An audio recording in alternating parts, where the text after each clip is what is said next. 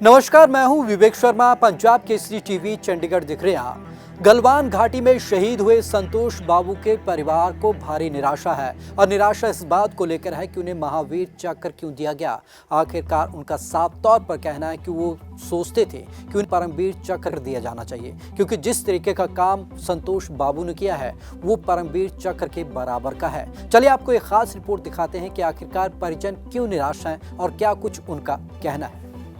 शहीद संतोष बाबू को महावीर चक्र मिलने से परिवार नाखुश। पिता बोले बेटे ने चीन के सैनिकों को 1 इंच भी अंदर नहीं आने दिया। फिर संतोष को महावीर चक्र क्यों, परमवीर चक्र क्यों नहीं। गलवान में चीनी सैनिकों से झड़प में शहीद हुए थे संतोष बाबू। हिंसक झड़प में 20 भारतीय जवान हुए थे शहीद। सरकार ने मरणोपरांत संतोष बाबू को दिया महावीर चक्र। लद्दाख की गलवान घाटी में 15 जून 2020 को चीनी सैनिकों के साथ भारतीय जांबाजों की झड़प हुई थी। इसमें कर्नल संतोष बाबू सहित 20 भारतीय जवान शहीद हो गए थे। सरकार ने संतोष बाबू को सेना के दूसरे सबसे बड़े सम्मान महावीर चक्र से सम्मानित करने की घोषणा की। उनके साथ ही शहीद हुए 5 जवानों को वीर चक्र देने की घोषणा की गई है। लेकिन शहीद कर्नल संतोष बाबू के पिता इस अवार्ड से खुश नहीं है।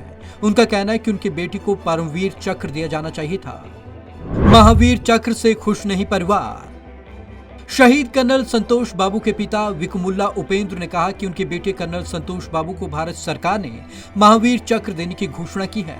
सरकार की ओर से बेटे को दिए जा रहे इस अवार्ड से उनका परिवार संतुष्ट नहीं है, क्योंकि कर्नल संतोष बाबू और उनकी टीम ने बहुत कठिन परिस्थितियों में अदम्य साहस दिखाया, जहां क्लाइमेट पहला दुश्मन था। चीन के नापाक मंसूबों को किया नाकाम। विकुमल्ला उपेंद्र ने कहा कि इस घटना के 13 साल पहले से ही उन्होंने अपनी फिटनेस मेंटेन रखी। इसी के चलते 15 जून को उन्होंने अदम्य साहस दिखाया और चीन की सेना को मुंहतोड़ जवाब दिया। भारत के मुकाबले चीनी सैनिक ज्यादा मारे गए और जख्मी भी हुए। इन दोनों देशों के बीच बातचीत चल रही थी, तब चीन ने सैनिकों को संगठित किया, लेकिन संतोष बाबू और उनकी टीम ने अपने अदम्य साहस से उन्हें सफल नहीं होने दिया।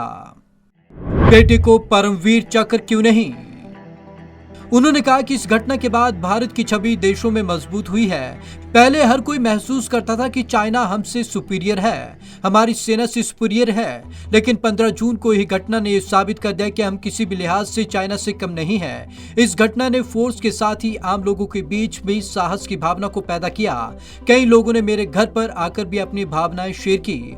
उपेंद्र ने कहा कि रक्षा मंत्री राजनाथ सिंह ने कई मौकों पर कहा, चीन हमारी 1 इंच जमीन भी नहीं हड़प सका। संतोष बाबू और उनकी टीम ने 1-1 इंच जमीन को सुरक्षित रखा। इन सभी फैक्टर्स के बावजूद संतोष बाबू को परमवीर चक्र से सम्मानित क्यों नहीं किया गया।